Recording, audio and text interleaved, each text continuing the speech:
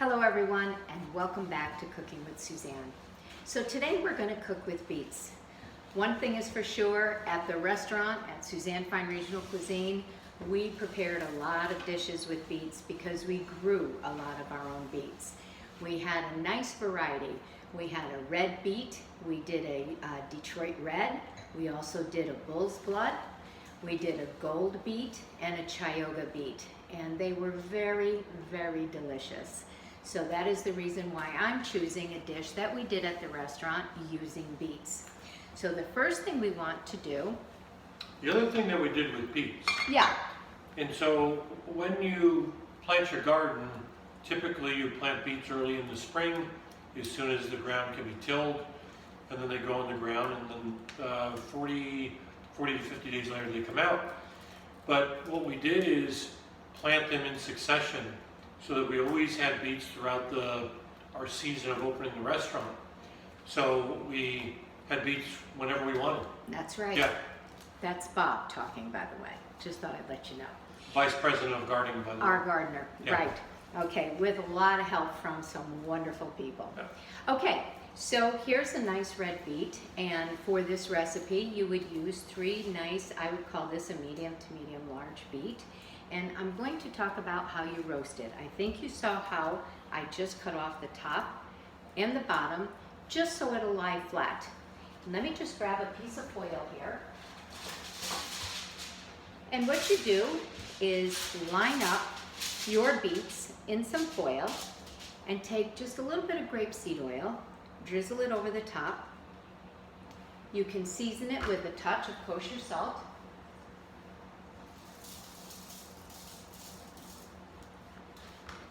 Just put a tiny bit more oil. Set your oven at 375 degrees. And you would want to start checking it in about 45 minutes to an hour.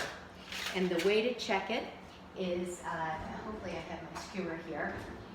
You can take a knife, a paring knife, or just this nice metal skewer, and just poke right into the center. And if it comes out very easily, your beet is ready.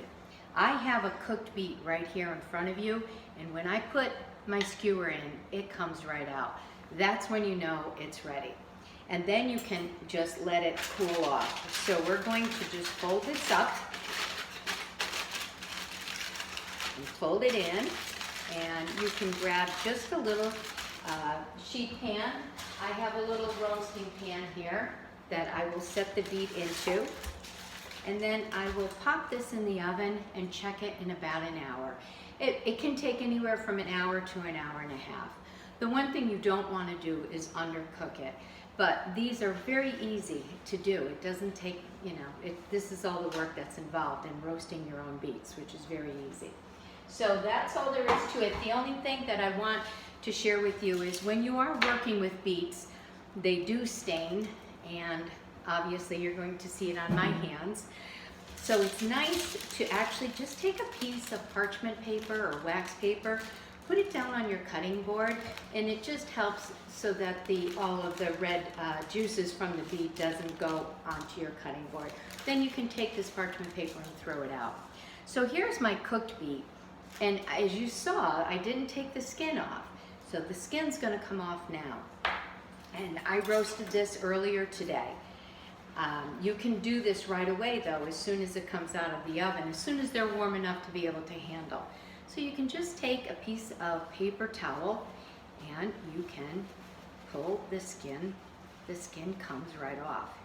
You can also use a paring knife, but this helps so that you don't get too much of the beet juices on your hand. Okay, so I think this is completely done. And here's our beautiful beet, and then I can just show you, here's all the skin from the beet right there inside the paper towel. So then you just get rid of this and you're all set. Okay, so now to macerate the beets. We're actually making an entree here. We have a beautiful piece of salmon that we're going to have for dinner tonight. I'd love to show that to you. It's a really nice piece of salmon, and we're going to saute it and then finish it off in the oven. But in the meantime, we need to kind of work on our beets first. So in this bowl right here, hopefully you can see it, I have one shallot, which is these guys, finely diced. I have 2 lemons that I have juiced, and I also have, I zested 2 lemons as well. I have this little zester here, and it's actually very, very easy to do. You just go ahead and go down, get the zest off your lemon. What's really nice with a zester like this is that you don't get any of the pith, and the pith is actually not very nice. It's bitter, it does not have good flavor. When you want the zest, you don't want the pith. Okay, so here's our beautiful zest, and what you would do for it's really a vinaigrette that we're making that we're going to macerate the beets in. Then just take your knife, and once again, I'm still keeping this even on the parchment, which is perfectly fine. Just chop it up until it's finely diced, and then put it in your bowl. So I have 2 lemons juiced, the zest of 2 lemons. I have also some fresh thyme. So let me just pick this up, this lemon zest. We don't need this one for tonight. We can use this for tomorrow. And here is some fresh thyme. And if you don't have any fresh thyme coming out of your garden right now, then you can use just a little bit of dried thyme, but I wouldn't use a lot of it. Maybe 1/4 teaspoon, not much. So pull back, here's your thyme, you wanna pull back. You can use the very soft stems, just not the hard stem. You don't wanna chop this up. And then do the same thing, chop up your thyme and put it in your bowl. And I just added a little bit of kosher salt, about 1/2 teaspoon. Don't overdo it, but you do want to macerate a little bit of kosher salt in with the vinaigrette. So that's been sitting for about 20 minutes, and that's what you want to do. You want to let the salt go into the shallots. You want the vinegar or the lemon juice, the acid actually, to really soften the shallots, and it will flavor the shallots as well. Okay, so here's our beet, and you can do one of 2 things. Here I took 1 beet and I finely diced it. You can do it finely diced, or you can slice it, whichever way you prefer. And I'll show you how to plate it depending on which you decide to do. You can actually do a little bit of both. So I'm doing about 1/4" slices here. I would say 3 slices per person is probably, or maybe 4. It's probably going to be enough. Okay, so here are our beets sliced, and here are our beets diced. Now in the meantime, I want to get my pan started to get heated up for our salmon. So I have a pan that I'm going to put on medium to warm it up before I go ahead and add the oil. I won't use extra virgin olive oil. I do have the skin still on the salmon, and the reason for that is I'm going to sear it flesh side down until I get a nice little crust. Then I'll turn it over, and then I'll finish it in the oven at 450 degrees for about, well, it depends. We'll check it in about 6-7 minutes and see how it's doing, and depending on your oven. The ovens that we have here are electric, so they're good electric ovens, and that's what we're going to roast this salmon at. So I have my pan heating up. I won't use extra virgin olive oil or even olive oil for this because I do want to sear the flesh side on fairly high heat. So I'm using a grapeseed oil here. You can use a canola oil, and if you do really insist on using an olive oil, just don't use extra virgin, and you'll have to keep your heat, the temperature a little bit lower so that it doesn't smoke on you, because that's one thing extra virgin olive oil will do. And then you lose all the benefit of the extra virgin olive oil. So once my pan starts to get warm, and it's getting nicely warm, I'm going to go ahead and add a little bit of the canola, actually my grapeseed oil. And I'd say I'm going to put a couple of teaspoons worth. I want to coat the bottom of the pan. That's what I'm looking to do, is actually coat the bottom of the pan. Now I can raise the heat, raise it so that it gets nice and hot. You want your pan nice and hot before you go ahead and put your salmon in. And we would always season our fish before it goes into the pan. So a little bit of salt, and I'm using the kosher salt here,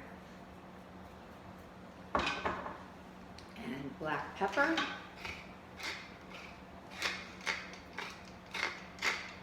And if you wanted to get super fancy with this, you could brush some Dijon mustard on the flesh side and then sprinkle it with some panko crumbs, and then you would get a really nice crust on the top. That's another way that we used to do it at the restaurant. In here is just a spray bottle that I have some oil in here. You could also put a little bit of oil on top. We're just going to give it a little squirt, but it's not super necessary. I think I have enough oil in my pan. I don't really need to do that. So see, I'm going to show you. You want to make sure that your oil, you have enough just to coat the bottom of your frying pan, and you want to see the oil kind of ripple a little bit. That's when you know your pan is ready. You don't want to put it in until your pan is actually ready.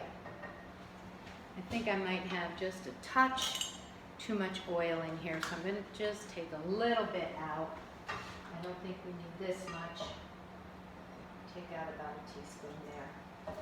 So in your spray bottle, Chef? Yeah. Is that olive oil? Yeah, that is olive oil, and that's why I just put a touch on the top. If you did take the salmon and put it on a grill, it's nice to use some nice olive oil on, if you're going to grill it. But I'm just putting a tiny bit just to flavor it just ever so lightly. But in this pan, we have our nice grapeseed oil, which, by the way, the Finger Lake region does make grapeseed oil. California makes grapeseed oil. It's a very nice neutral oil. I love using it. I use it a lot. Okay, so I think this is hot enough. The oil is starting to ripple. It's looking really good. You do want to make sure your pan's nice and hot. And anybody that's worked with me in the restaurant, they know I love my timers, and I do, because you get busy doing other things and sometimes you kind of forget. So I've got a timer here. I usually will put the flesh side down in the frying pan for about 2 minutes without moving it, and then I'll take a little peek and see how it's doing. I'd say about 2 minutes is long enough. Okay, I'm going to put it in. So what I did is, this is enough fish for 2 people right here. These are 2 very generous portions. But did you see what I did? I cut it not all the way through. The skin is completely whole on this side. I cut it through so that I have my 2 portions ready. Okay? So down we go. And now just let that cook. I'm going to set a 2-minute timer, and we'll take a look at it. It looks pretty nice. I have it on pretty high heat. I think we'll leave it on high for a little bit and see how it does. In the meantime, I would also like to talk to you about, we're going to saute some baby spinach. And in this frying pan, I do have some extra virgin olive oil to cook our spinach in. And what I did was I put it on very low heat. I took a garlic clove, split it in half, and I put the garlic in to season and get some wonderful flavor into the olive oil. This garlic is done. I'm going to take it out. You see how beautiful? It's nice and brown but not burnt. I did not get my olive oil too hot. I just did it on very low heat. And this oil will be ready for us just to do a real quick stir fry on the spinach. So we'll get that on low in a little bit, but we're not there yet. Okay, so back to the beets. So to this is about 20 minutes. We have our shallot, lemon zest, lemon juice, a little bit of salt. We can even put a little bit of pepper in here. And now we want to whisk in some olive oil in here. So, I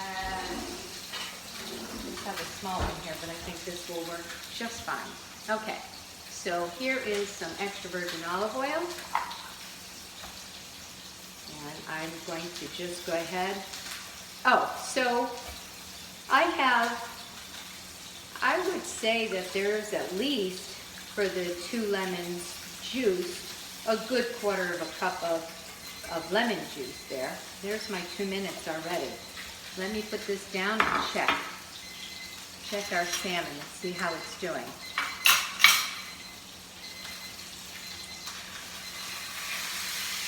I think it can go for maybe 1 more minute. Try 1 more minute and I think we can flip it. Okay, so I would say there's about a 1/4 of a cup there. I have about a 1/2 cup of extra virgin olive oil here. I think I've told you in another class when we made a vinaigrette, I don't really like the oil to be the first thing I taste. I really do prefer to taste the acidity. So I have a spoon right here, and I'll see if it needs any more salt.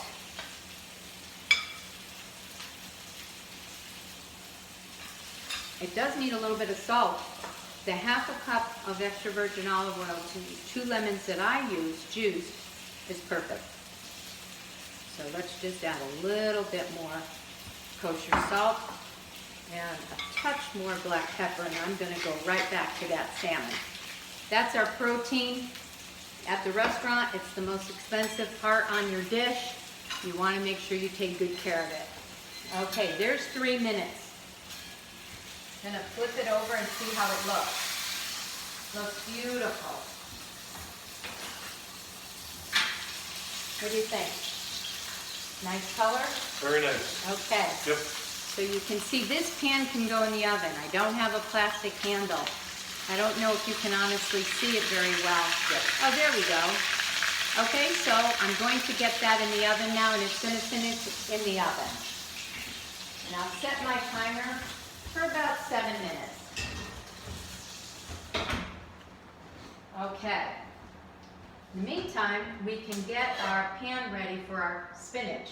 And I'll just put that on low for right now.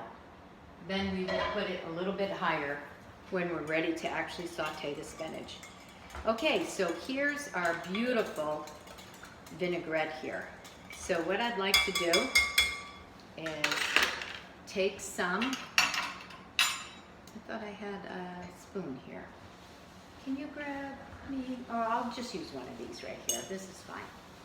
Okay, so let's put a little bit in to our diced beets. And get those macerated. And what you want to do is macerate this at room temperature for about 30 minutes. You know, this is a warm dish, so you don't want the beets to be ice cold. You want them obviously not heated, but you do want them to be room temperature. Much better than if they were cold. So there we go. And then we can take these beets and put them, this is probably a little too much for the amount of beets because I don't have 3 here. Let's take some of this out. And we will put, that's plenty. Let's get the rest of the beets macerating in here while the salmon finishes cooking in the oven. Okay, have that and you have that. All right, so just take your spoon and give this a toss and let this get nice and tasty for our dish. So, you know, you have salmon, which is a really nice, sweet, fatty fish. And then you have the earthiness of the beets. So what do you think, what type of wine would you picture yourself serving with this? I'm sure we have a few choices to make. Don't we, Bob? We have a plethora Yeah. of choices. So why don't you come on over, join us, Sure. and let's talk a little bit about wine while I finish up this dish. Okay. Have a seat because you're too tall. Well, I'm not sure, I'm not They too won't tall. get to I'm see not you. too tall. Hold He's on. 6'4", I'm Yeah. 5'4". Let me grab my wine. Okay, so there you go. So salmon, you're right. It's I think salmon goes with a lot. Beets are obviously earthy, and with the vinaigrette, that makes them fairly easy to pair with. So some people would use some. It's the old saying, right? Go white with fish and go red with beef, type of thing. That's if you're young, you've probably never heard that, but that's kind of like the staple of wine pairing back 50 years ago.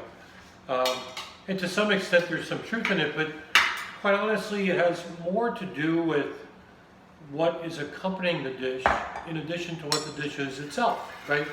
So what's the really big flavor? What's the really big thing that you have to contend with on the food side in order to pair with wine? So depending upon the preparation, it could be a Pinot Noir, it could be certainly a white wine, it could be a rosé. Now, One of my favorites. I love rosé. yeah, rosé is, as you probably know, is in vogue today. 20 years ago, even 10 years ago, it really wasn't that popular. If it was popular, it was more of a white Zinfandel than it was a dry rosé. I don't want to interrupt you, but I do want to let you know that I did chop some fresh parsley, and I'm going to put a little bit of fresh parsley in with our beets right here. There we go. And I'll give that a toss. Go ahead. Yeah, sure. So today rosés are made from probably 10 different grapes. In the United States, it's Pinot, Cap Franc, Lemberger in the Finger Lakes. In France, it's Cinsault and Mourvedre and Grenache. There's Syrah. The rosé we're drinking tonight is actually from Malbec. So there's a wide variety of grapes being used. Can I have a taste? You can, Okay. yes. And quite honestly, they're all wonderful. I mean, rosés are just wonderfully good. produced. They're very casual wines. You can sit out on a porch and just sip it with a cheese board or without, or you can do a dinner like we're going to do tonight. And we're going to pair it with the rosé. I think it will hold up to the salmon. Salmon's, it's got some flavor as a fish, but it's not overpowering. And I think with the vinaigrette in the beets, Yeah. that this is going to go very Smells nicely really with. good. Yeah. So let's talk a little bit about the spinach. I raised the heat and I have my oil in the pan. And I do have a tray lined with some paper towel. If you can just take the spinach, go straight to your plate. But if you want, you can put it on paper towel just to absorb some of the water that might exude out of the spinach. But it's not absolutely necessary, but you can do that. And I will do that just so that we're ready to plate as soon as the salmon comes out. And I do have our plates here. The only other thing that I would suggest that would go nicely with this dish would be, and once again, some, if you're looking for a starch, possibly some roasted potatoes. We've done this dish several times, whether it was for weddings. We did cater weddings at the restaurant. We did it for wine pairing dinners. We also had it on our regular menu. The flavor of the salmon with the beets is really, really lovely. I think you will enjoy it, as long as you like beets. Although I do remember having customers say that they didn't like beets and they really did enjoy the dish. Sure. So that's Yeah. good. And I think the vinaigrette helps out a lot because it adds that acidity to the dish. I mean, beets by themselves are earthy, but it kind of takes that earthiness away from them a little bit. Okay, my oil is nice and hot. I'm going to raise it real quick to high just before I throw in the spinach. And one thing with spinach is Same with the leeks, and I talked to you about leeks. You want to season it lightly, but you want to season it right away. Right then. And I didn't add too much.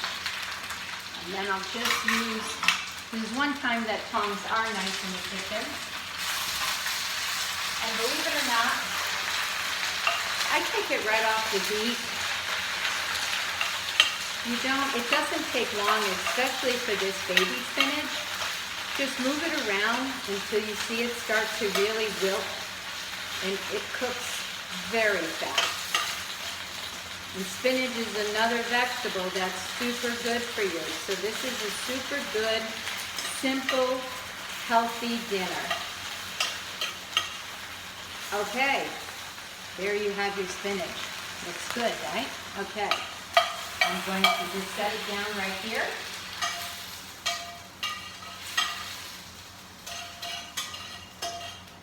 So yeah, at the restaurant, when we did serve this, we would make some nice roasted bliss potatoes. We would get some beautiful local potatoes, roast them up with some shallots and fresh thyme, and we would serve it alongside. So if you want to add something to this, that would be really, really nice too. Okay, so I think we have everything. Our salmon, I'm going to check it. We have about 30 seconds. So actually, let me put this aside because I want to show you how I do test the salmon. And many of you may already know this lovely little trick, but it is a very good way to test if your fish is ready. Okay. So I'm just going to mention about the spinach. We also grew the spinach at the restaurant, a few different varieties, and certainly it goes in the spring. It is very easy to grow, and voila, it's ready in 25 to 35 days. So once again, if you want to do succession plantings, you can have spinach pretty much every week or every other week or however much you like it and want to do. Okay, you can kind of feel the top, but we did put a nice crust on top, so it's really not the best way to really see if your fish is done. If you have a metal skewer, and I learned this from Eric Repaired from La Bernardin, and I don't think that there is a better way. Certainly you can break open the center and cut into it to take a look, but if you put your skewer straight into the center, hold it there for 5 seconds, then put the skewer to your lip. It should be warm. If it's warm, it'll have a little bit of a little underdone in the center. A lot of people love their salmon that way. If it's hot, then your salmon is completely cooked all the way through. And if it's cold, then you know you need to go a little bit longer. So I'm just checking this one. And that's perfect. Okay, so let me just show you, which is nothing really to see other than I will take the salmon and put it on my board and just take the skin right off, which is quite easy. There's no real trick to this, it's just nice and easy. Just usually just slides right off.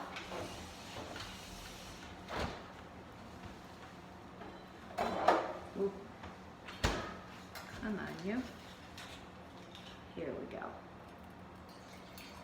Some people really, I mean, you can certainly serve it with the skin if you like.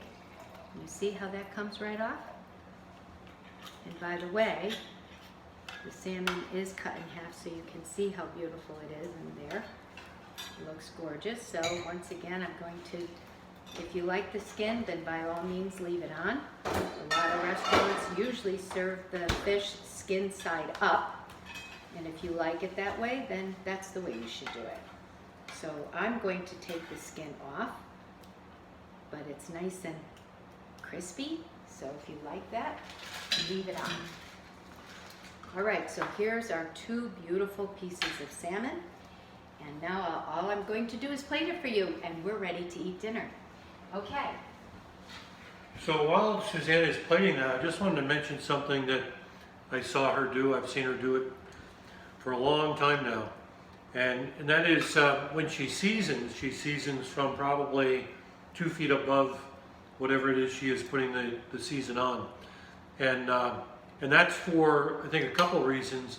One is to better see where it goes, and also to do it in a more unified manner. If you get over a piece of product and you're an inch away, it's very easy to clump salt or whatever you're using on the particular item. Really When true. from above, it spreads out almost like a rain shower. That's really what you're trying to do. So you're definitely seasoning much more evenly that way, and you actually can see the salt go right on your protein or whatever you're actually salting, and you can see the amount that you're putting down. So that's very, very helpful. And it is something I taught her when we met when I was 22, Yeah, and she was, well, actually we met at 19 and 17, that's right. right? I mentioned that to her when I was, she probably forgets, but very early on in our relationship, I mentioned that to her. Yes. Because I come from a high seasoning sort of family. Okay. Anyways. Okay, Bob. Okay, so here we are. So I'm just going to take a few of the beet slices, and we have the shallots there, we have the parsley, and there we go. Another one over here. And another one over here. So if you, for some reason, decided you don't like or know that you don't like beets, what else could you use in place of the beets? You could do some thin slices of roasted potato and put that on top of the spinach, and then put the fish on top of that. So you could do that. Okay, let's get our salmon right on top. Oh, okay, that's okay. There we go. I tried to get it. You did. Yeah. You did. Okay. It's a big piece of salmon. There we go. Yeah, Yeah. it looks delicious, and I'm ready for it. So, if you want to take a little more beet, if you like the beets, you can put just a nice spoonful right on top. Very nice. There we go. And another little spoonful here. There we go. And then let's not forget about the dressing. We have some nice dressing over here. Let me just take that spoon away. And it's actually a nice pretty pink now after it's sat for a little while. And just take some of your vinaigrette and go around the plate. And then you can always put some in a sauce boat and put it at the table if you want more. Let me try and do this One more without the thing. fish, Hold without on. the fish falling And off. then, yeah, we don't want to do that. I think just a touch of fleur de sel over the top, and our dinner is ready, and so will yours be. And so there you go. Hopefully, There. yeah, you can see that. Oh, Sure. there it goes. Yep. There you go, everyone. Okay, I hope you enjoyed this class. It's delicious. There you go. If you have any questions, don't hesitate to reach out. Cheers. Bon appetit. Cheers to you. Cheers to you. Yep, and see you next time. Take care. Bye Good now. night. Okay. That looks good, huh? Isn't that great?